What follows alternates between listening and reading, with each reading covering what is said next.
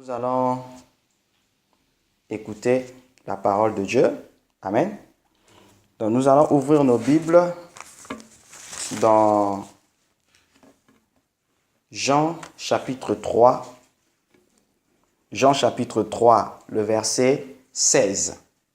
Nous allons lire la parole de Dieu et je vais donner plutôt le thème du message. Jean chapitre 3, le verset 16. Amen. Jean chapitre 3, le verset 16. Je lis au nom du Seigneur.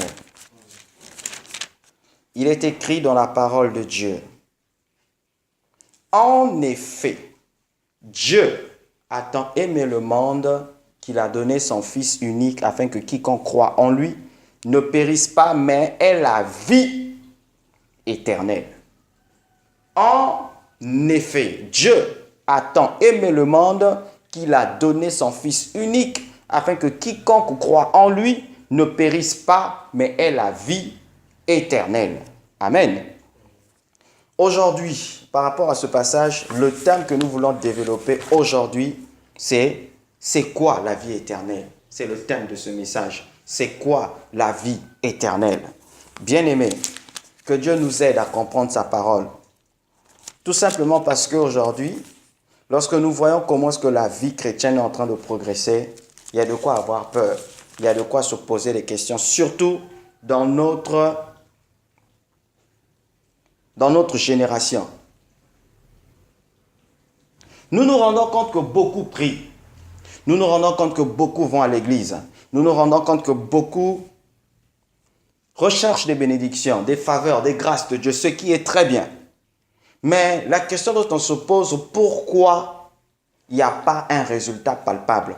Pourquoi le chrétien ne manifeste pas sa position comme il doit le manifester? Pourquoi aujourd'hui on rencontre des gens, malgré qu'ils sont bénis, ils sont toujours frustrés. Malgré qu'ils sont bénis, ils n'ont pas la paix. Malgré qu'ils sont bénis, ils ne sont pas épanouis. Malgré qu'ils sont bénis, ils ne vivent pas la vie abondante de Dieu. Jésus a dit dans sa parole, « Je suis venu afin que mes brebis aient la vie et que cette vie qu'ils aient en abondance. » Mais quand on essaie de voir la réalité, ce n'est pas trop ce que nous vivons.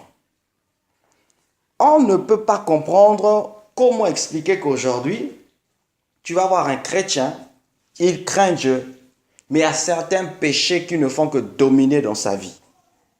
Tu vas voir un chrétien, mais tu vas t'en rendre compte que c'est comme si depuis qu'il est devenu chrétien, il n'y a aucune différence avec sa vie passée.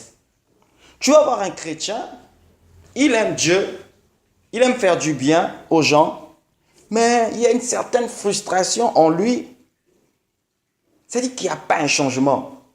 Il y a de quoi se poser des questions. Qu'est-ce qui fait ça? Est-ce que nous avons réellement compris la vie chrétienne comme on devait le comprendre? Est-ce que nous avons réellement saisi la vie chrétienne comme on devait le comprendre? Jésus, lui, il s'adresse à Nicodème. Il lui dit, tu dois savoir une chose, Nicodème.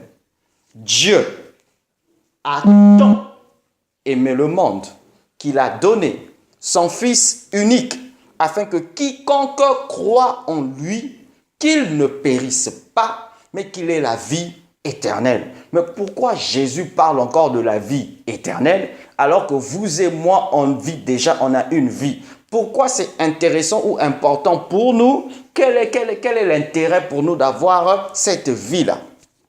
Si Jésus le dit, c'est tout simplement lorsque Dieu a créé le ciel et la terre, lorsqu'il a créé l'univers, tout ce qu'il avait créé, il avait reparti dans toute la création une vie. Tout ce que Dieu a créé a une vie. Mais ils n'ont pas tous la même vie. Je m'explique. Lorsque le Seigneur a créé les plantes, lorsqu'il a créé les arbres, il a communiqué une vie en eux. Mais la vie dont il a communiqué en eux n'a rien à voir avec la vie que nous, les êtres humains, nous avons. Ce qu'il a communiqué en eux, c'était la vie botanique. Parce que les plantes ont une manière de vivre qui leur permet de pousser. Et la plante, lui, pour se nourrir, il doit être nourri en l'arrosant, il doit être nourri en l'entretenant, il doit être nourri par plusieurs principes. Mais ce n'est pas de la même manière que l'être humain. Lorsque le Seigneur a créé les animaux, il leur a communiqué en eux une vie. Mais sauf que la vie qu'il a communiquée en eux, c'est la vie animale. Parce qu'un animal a une manière de vivre qui est différente d'un être humain. Amen.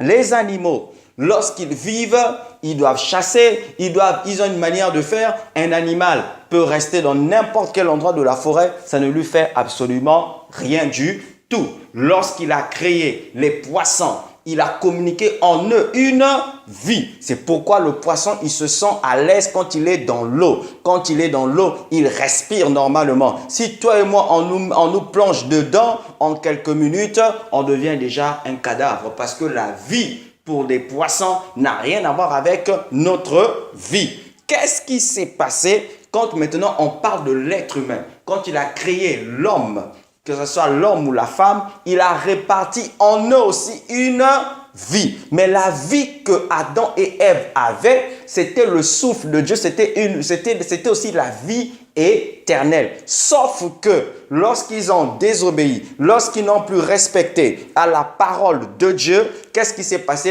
Cette substance-là, cette nature-là, cette vie éternelle a été retirée. Ils sont devenus des simples humains. Donc, ils avaient seulement la vie tout simplement humaine, la vie charnelle. Et cette vie charnelle, une personne qui ne connaît pas Jésus, il manifeste cette vie charnelle. Comment? Il vit beaucoup plus dans ses besoins physiques. Il doit manger, il doit boire. C'est-à-dire que c'est tout ce qui est charnel. Maintenant, Dieu, dans son amour, il observe les êtres humains. Il voit la violence. Il voit que les êtres humains ne s'en sortent pas. Il voit combien une personne est en train de se suicider malgré son argent, malgré son abondance, malgré sa position. Il se rend compte qu'apparemment la personne là, il n'arrive pas à s'en sortir. En fait, la vie humaine est une vie qui est vraiment limitée. Amen. C'est une vie où il n'y a pas, où en fait, tu ne peux pas tout faire. Dieu voit, il dit non. Il est temps que je puisse communiquer la vie des vies, la véritable vie qu'on appelle la vie éternelle. Donc Jésus, lorsqu'il vient sur terre, lorsqu'il va c'est-à-dire quand il vient sur terre, lorsqu'il va maintenant à la croix pour accomplir la mission était que une fois qu'il meurt, qu'il ressuscite le 3e jour, qu'il monte assis à la droite du Père, à partir de là, quiconque croit en lui, il a la vie éternelle. Maintenant, il y a de quoi se poser des questions. C'est quoi la vie éternelle? Or, le mot éternel est lié à Dieu. Dieu est éternel. Donc, quand on parle de la vie éternelle, ce n'est pas la vie après la mort, mais c'est la vie de Dieu en l'homme. Amen. Donc, le Seigneur, lui, prend sa vie, il le communique en l'homme. Or, quand nous partons du côté négatif, parce que vous devez savoir, dans tout ce qui marche, il y a toujours le plus et le moins. Quand tu achètes une pile, tu verras qu'il y a toujours le plus et le moins. Quand tu achètes une batterie, il y a toujours le plus et le moins. Quand tu veux même brancher une prise, tu verras qu'il y a 2 bouts. Mais les 2 bouts là représentent le plus et le moins. Donc ça veut dire que toi, pour comprendre certains concepts de la vie, comment fonctionne la vie, tu dois toujours te baser sur ces 2 faits. Le plus et le moins, c'est-à-dire le bien et le mal, le côté positif et le côté négatif. C'est pourquoi la sagesse nous enseignait qu'une personne, pour réussir dans la vie aussi, il est important qu'il voie un peu les échecs des autres pour pouvoir améliorer sa réussite. Amen. Donc, quand nous repartons du côté négatif, regardons souvent les films d'horreur, les films des vampires, les films des fantômes. Qu'est-ce qui se passe lorsqu'un vampire, il mord une personne? En mordant la personne, il transmet directement sa vie. Donc, la vie qu'il transmet dans la personne, automatiquement le comportement, le style de vie de la personne change. Pourquoi? Parce que la personne a été affectée par un vampire. Donc, le fait que le vampire l'avait mordu lui a communiqué sa vie, automatiquement, la personne aussi devient un vampire. Lorsque vous voyez, par exemple, des esprits méchants, lorsqu'ils possèdent une personne, lorsqu'ils possèdent un être humain, vous allez voir, par exemple, quand c'est un esprit, parce que dans le royaume de Satan, il y a des esprits qui chacun a un nom.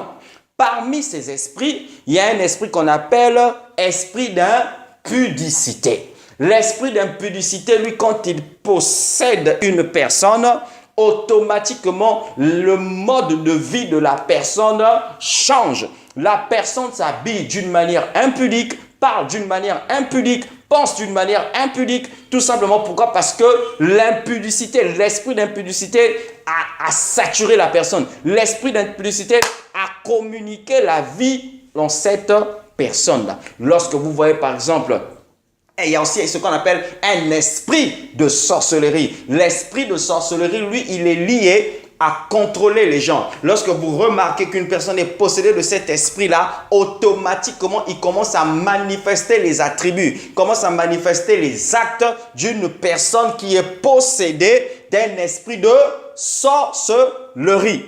Vous allez voir, par exemple, une personne qui intègre un loge, qui intègre un système, qui intègre une maison diabolique, satanique. Lorsque la personne, on lui dit, toi, pour devenir fort, puissant, tu dois boire du sang humain. Quand cette personne-là boit du sang humain, le sang qu'il boit là, c'est la vie. Or, dans le livre de Lévitique, si je ne me trompe pas, la Bible nous enseigne que l'âme est dans le sang.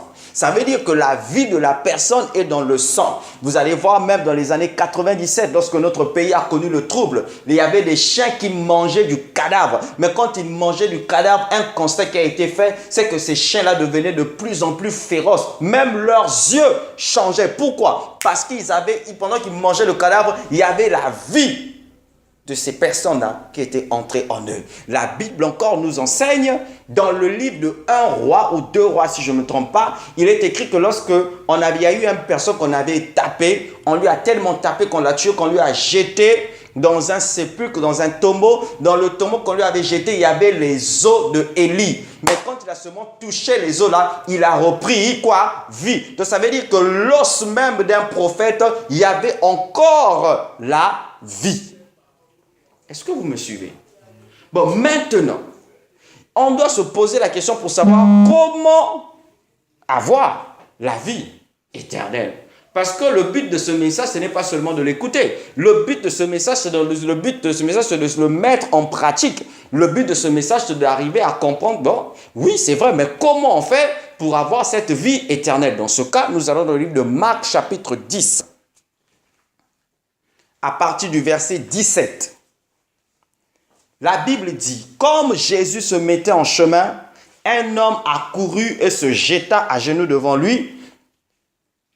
Bon maître, lui demanda-t-il, que dois-je faire pour hériter la vie éternelle? Jésus lui dit, pourquoi m'appelles-tu bon? Personne n'est bon si ce n'est Dieu seul. Tu connais les commandements. Tu ne commettras pas d'adultère. Tu ne commettras pas de meurtre. Tu ne commettras pas de vol. Tu ne commettras pas de faux témoignages. Tu ne commettras pas de tort à personne. Honore ton père et ta mère.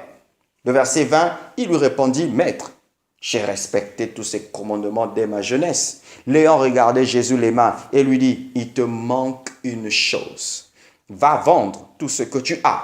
Donne-le aux pauvres et tu auras un trésor dans le ciel. Puis viens, charge-toi de la croix et suis-moi. Mais, le verset 22 dit, mais l'homme s'assombrit à cette parole et s'en alla tout triste car il avait de grands biens. Regardons autour de lui, Jésus dit à ses disciples qu'il est difficile à ceux qui ont des richesses d'entrer dans le royaume de Dieu. Les disciples furent effrayés de ce que Jésus parlait ainsi. Il reprit, mes enfants, il est difficile à ceux qui se confient dans les richesses d'entrer dans le royaume de Dieu. Amen. Ici, on parle de Jésus et l'homme riche. L'homme riche vient voir le maître. Il dit, Jésus, que dois-je faire pour hériter la vie éternelle? Très bonne question. Or qu'il s'avère que dans Jean 3,16, Jésus avait annoncé à Nicodème que Dieu a tant aimé le monde qu'il a donné son Fils unique afin que quiconque croit en lui ne périsse point, mais qu'il ait la vie éternelle. Voilà qu'il y a une personne qui vient pour poser la question à Jésus, que dois-je faire pour hériter la vie éternelle? Jésus commence par le plan A. Il dit, bon, si tu veux hériter la vie éternelle, obéis aux commandements. Tu connais les commandements. Le jeune homme lui dit, ça, je les ai déjà appliqués durant toute ma jeunesse. La Bible dit que Jésus l'aima. Vous allez voir que le raisonnement de cet homme représente la plupart d'entre nous.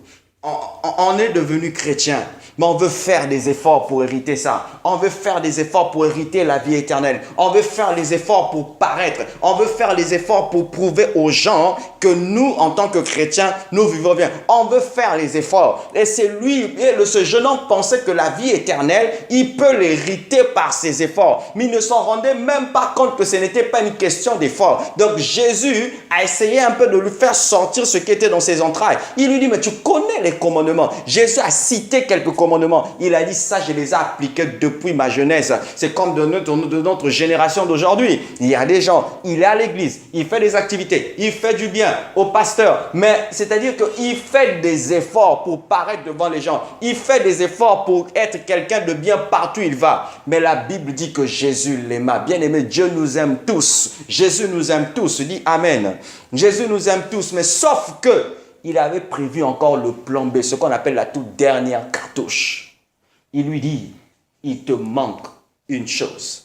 Je voudrais te dire une chose, bien-aimé. Toi, pour comprendre la vie éternelle, toi, pour manifester la vie éternelle, toi, pour vivre la vie éternelle à 100%, Dieu te parle, il te dit, il te manque une chose. Il lui dit ceci, va vendre tout ce que tu as. Quand tu vas finir les vendre, l'argent là, donne-la aux pauvres et en plus, suis-moi. Là, Jésus venait d'achever la personne. C'est là le problème qui se passe avec nous, du fait que nous voulons Jésus, mais nous ne savons pas que la vie éternelle, c'est une vie. On a bien dit, Jésus n'a pas dit une vie éternelle. Il a dit c'est la vie éternelle. C'est l'unique vie. Il n'y a pas d'autre vie éternelle. C'est l'unique, la seule, la vraie, la véritable. C'est-à-dire que c'est la vie éternelle. Jésus lui dit, il est en train de nous enseigner quelque chose. Vous devez savoir que l'électricité fonctionne avec ses principes. Si tu penses que l'électricité, dans ses principes-là, il est strictement interdit de le mettre en contact avec de l'eau. Si tu le mets en contact avec de l'eau, ou soit toi, parce que l'électricité est restée dans ta maison pendant 20 ans, tu te permets de prendre ta main, l'introduire dans une prise et tu te dis, avec de l'eau dans tes doigts, tu te dis que ça ne va rien de faire, l'électricité va te démontrer de A à Z que lui ne connaît que sa loi. Il ne connaît que ses principe. Tu ne peux pas te permettre aujourd'hui où on te dit que le véhicule qui a été conçu, son principe c'est qu'il faut de l'essence pour qu'il opère, pour qu'il fonctionne, pour qu'il avance. Mais si toi tu vas prendre de l'eau parce que tu te dis je n'ai plus l'argent du carburant, je vais mettre de l'eau, de toutes les façons c'est ma voiture, la voiture va t'enseigner en te faisant savoir que tu n'es qu'un insensé, lui il respecte que ses principes. Amen. Tu prends un téléphone, on te dit que le téléphone, ça doit être chargé par l'électricité pendant 9 heures du temps. Toi, tu dis parce que chez nous, il n'y a pas le courant, tu prends le téléphone, tu l'exposes au soleil et tu dis ça va se charger. Le téléphone va dire tu n'es qu'un insensé, tu viens de me détruire. Parce que lui, il ne fonctionne qu'avec l'électricité. C'est de la même manière avec la vie éternelle. La vie éternelle est une vie. La vie éternelle, on la vit. La vie éternelle, ce n'est pas une vie qui est théorique, c'est une vie de démonstration. La vie éternelle, ce n'est pas quelque chose de langage, mais ça se vit. On a bien dit de la vie éternelle. Donc, tant que tu ne la vis pas, si c'est en toi, tu l'as étouffé.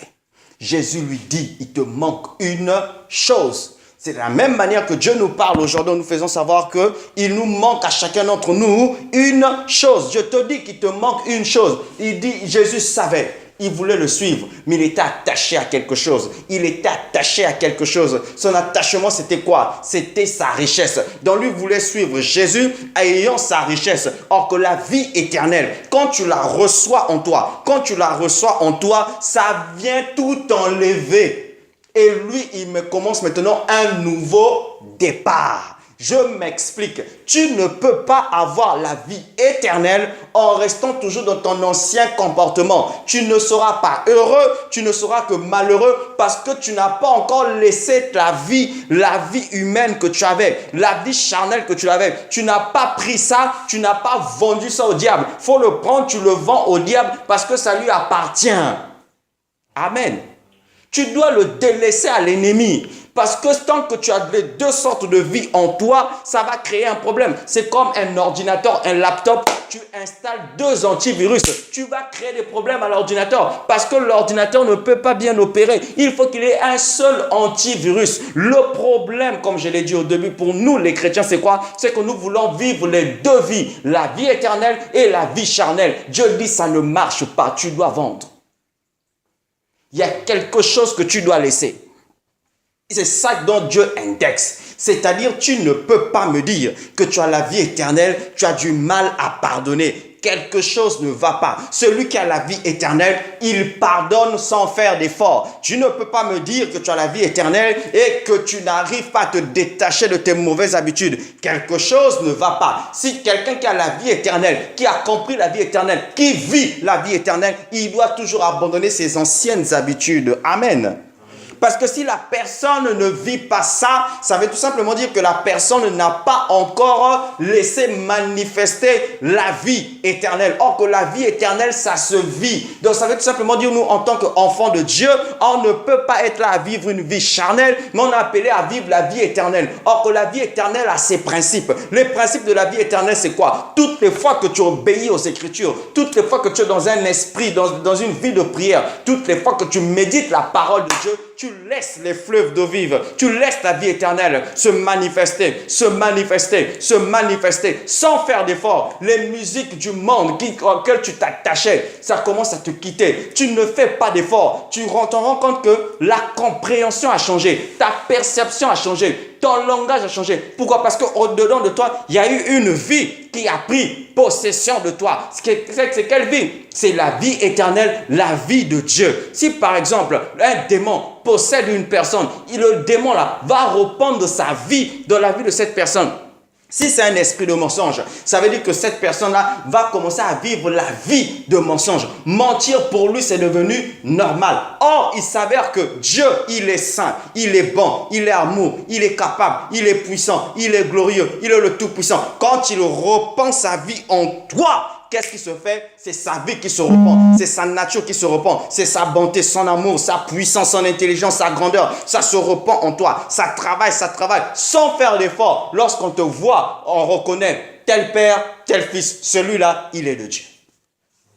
Est-ce que vous comprenez? Parce qu'en toi, il y a une vie qui est supérieure en qualité à toute autre vie. Mais or, celui qui a la vie du diable, la vie charnelle, parce que la vie du diable, dans le grec, on appelle ça thanatos. C'est une vie où il n'y a que la mort, la malédiction, les problèmes, les situations, des blocages. Ça, c'est la vie du diable que la personne vit. Rien ne marche, rien ne progresse. Comme cet homme-là, qu'on me faisait savoir que cet homme-là, toutes les fois qu'on lui confie un véhicule, le véhicule a toujours des problèmes. Le véhicule tombe toujours en panne. C'est-à-dire que le gars n'a pas la vie éternelle. Le gars, lui, qu'est-ce qu'il a? Il a la vie charnelle.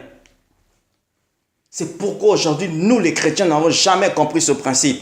Que la vie éternelle, tu dois en être conscient que c'est Dieu qui reprend sa nature. Il reprend sa vie. Il reprend le Saint-Esprit en toi pour que toi, tu sois comme lui. Parce que personne ne peut vivre la vie chrétienne par ses propres forces.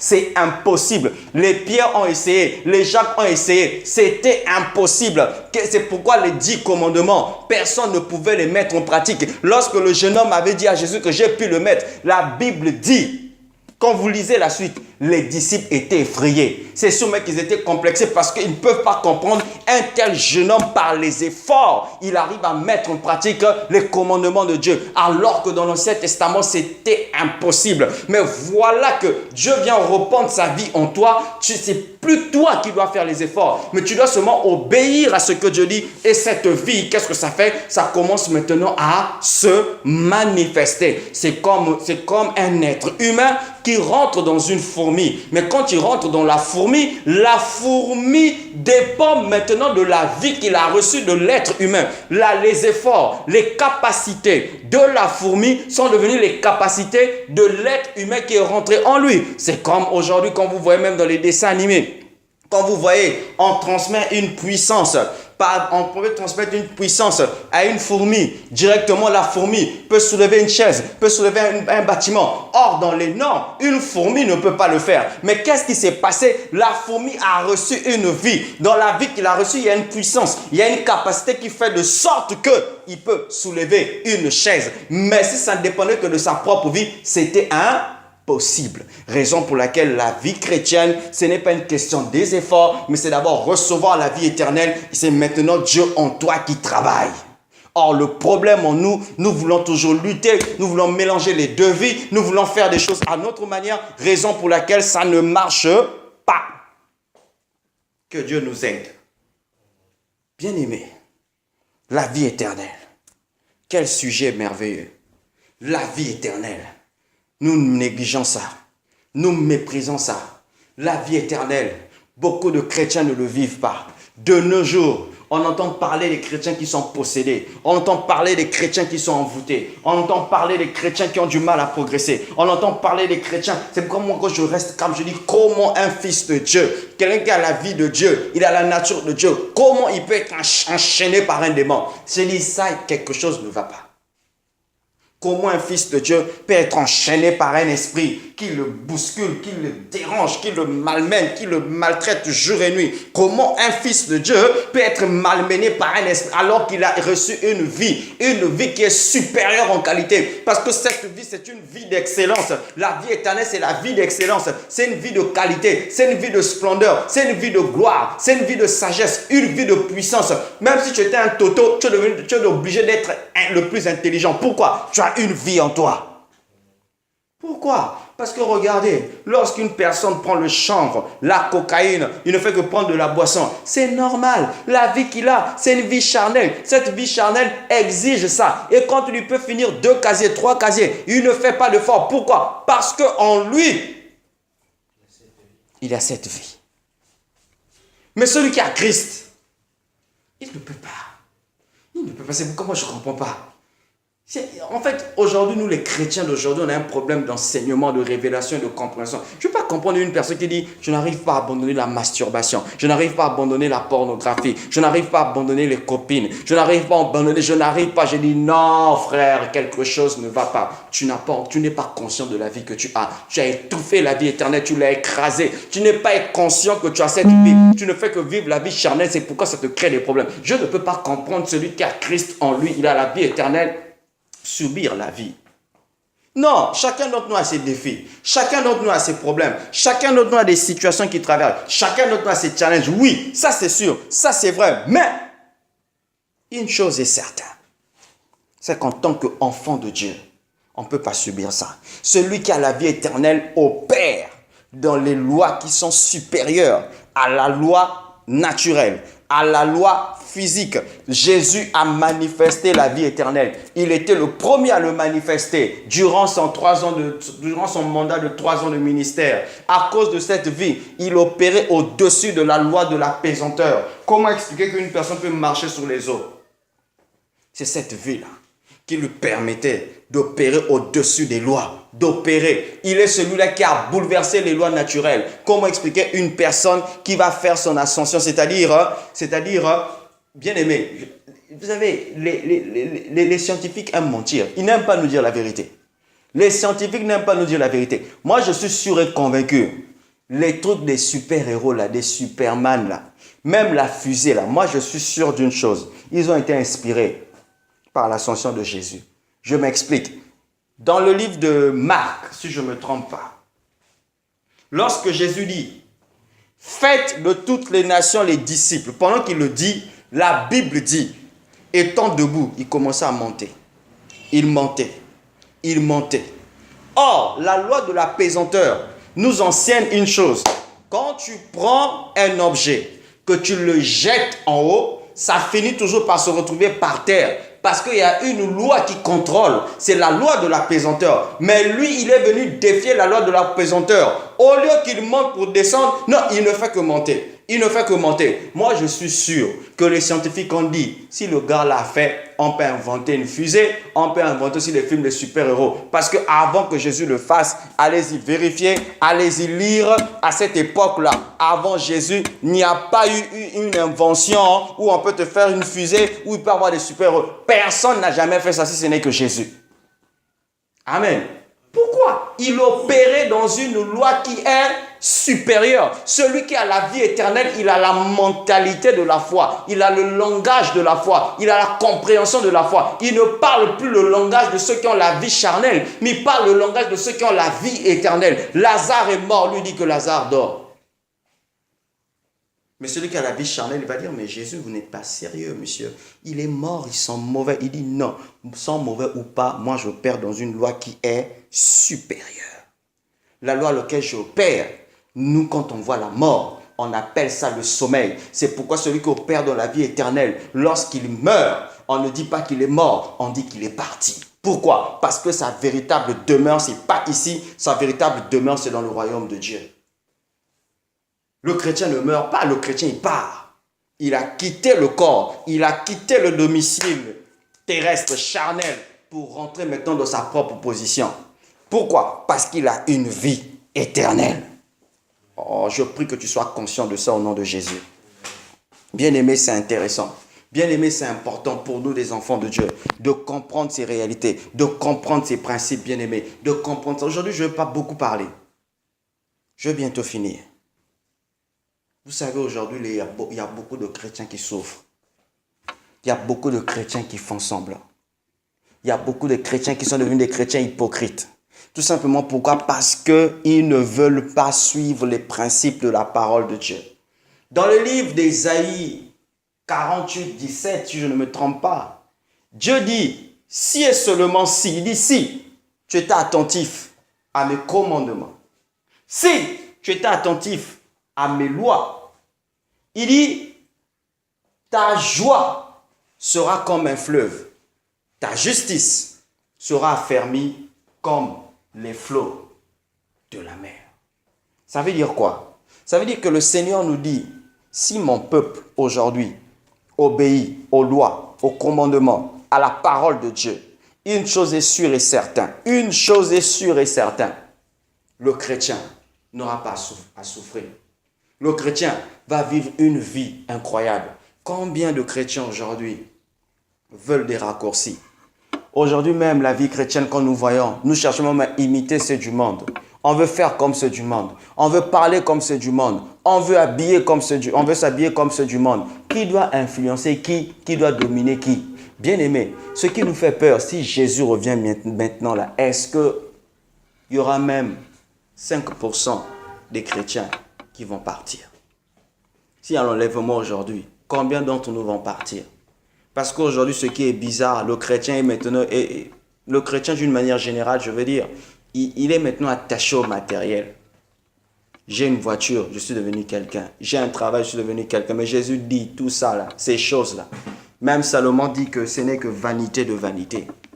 On est attaché à ces choses. La plupart d'entre nous, quand on a un problème, surtout un problème sentimental, tu vois que la personne ne prie plus. La personne a perdu les coordonnées, comme on le dit. La personne a perdu les références, comme on le dit. La personne oublie même qu'il est devenu chrétien parce qu'il ne se retrouve pas. Il n'est même pas conscient qu'il a la vie éternelle. Un chrétien, parce qu'il est déçu, obligé d'aller fumer, d'aller prendre de l'alcool. Il n'a pas compris ça. C'est pourquoi ce n'est pas une question d'effort. D'abandonner les mauvaises habitudes, ce n'est pas une question d'effort. D'abandonner la fornication, ce n'est pas une question d'effort. D'abandonner la masturbation, ce n'est pas une question d'effort. Tu dois accepter que cette vie coule. Ça doit couler. Ça doit couler au travers de la parole, au travers de la méditation, au travers de la prière. Tu laisses la vie couler. Toutes les fois que tu mets la parole de Dieu en pratique, cette vie est en train de couler sans faire d'effort. Les choses que tu aimais, les choses à laquelle tu t'attachais, ça te détache de toi. Tu ne fais plus d'effort. Tu n'es pas en train de forcer. Non, tu es devenu. C'est-à-dire que tu commences maintenant à vivre la vie éternelle. Amen. La Bible dit que la nature ne vous enseigne-t-elle pas? Combien de gens aujourd'hui sont devenus mariés mais ne sont pas toujours épanouis? Combien de gens aujourd'hui sont véhiculés mais ne sont pas toujours épanouis? Combien de gens ont même des salaires c'est-à-dire qu'ils touchent un chiffre insolent. C'est-à-dire que c'est un chiffre qui te dit qu'il touche ça par mois. Tu te dis, mon Dieu, c'est quel salaire? Combien de gens ils vivent bien, ils dorment bien, mais ils sont malheureux. Pourquoi? Ils n'ont pas compris ce que c'est la vie éternelle. Les bienfaits de la vie éternelle. Un chrétien qui enceinte il enceinte la sœur. Il dit à la sœur, va avorter. Pourquoi? Ils ne sont pas conscients de cette vie. Un chrétien qui vit un libertinage sexuel, sa conscience ne lui dit rien. C'est une personne qui a étouffé la vie éternelle. Or, la vie éternelle, c'est la vie de Dieu. Ce que nous ne comprenons pas, quand une personne est possédée sans faire d'effort, il manifeste des attributs du démon qui le possède. Les esprits de séduction, par exemple. Lorsqu'il possède une personne, regardez surtout quand c'est une femme. La manière dont elle s'habille, c'est pour séduire. La manière dont elle fait les choses, c'est pour séduire. La manière même de parler, c'est pour séduire. Ce n'est plus elle. Il y a une vie en elle qui travaille. Il y a une vie en elle qui travaille. La manière dont même elle se maquille, c'est pour séduire. Elle ne fait pas d'effort pour désobéir à l'esprit qui la contrôle. Mais bizarrement, nous les chrétiens, nous avons reçu la vie éternelle qui est accompagnée de son excellence, Monsieur le Saint-Esprit. Mais bizarrement, quand cette vie veut se manifester, on bloque. On a peur. On raisonne. C'est pourquoi on n'est pas heureux. C'est pourquoi on n'est pas épanoui. C'est pourquoi Ecclésiaste dit, j'ai vu une horreur sous le soleil. Les princes sur les chevaux. Plutôt, les esclaves sur les chevaux. Les princes à pied. Nous sommes les princes. Mais nous laissons les esclaves, tous ceux qui n'ont pas Christ en eux là, de profiter des bienfaits, des choses qui nous appartiennent. Pourquoi? Tout simplement parce que nous n'avons pas compris. Nous n'avons pas perçu. Nous n'avons pas saisi ce que c'est la vie éternelle. Mais que Dieu nous aide, bien-aimés. Que Dieu nous aide à ce que nous soyons des gens qui vont montrer de l'exemple. Que Dieu nous aide à ce que nous soyons des personnes qui vont laisser cette vie couler. Amen. Donc je voudrais m'arrêter là, vraiment, ce soir, plutôt ce midi. Je tenais à ne pas trop parler, en tout cas. Mais c'était vraiment important et intéressant pour nous de pouvoir comprendre ce principe de la vie éternelle. Amen. En tout cas, que Dieu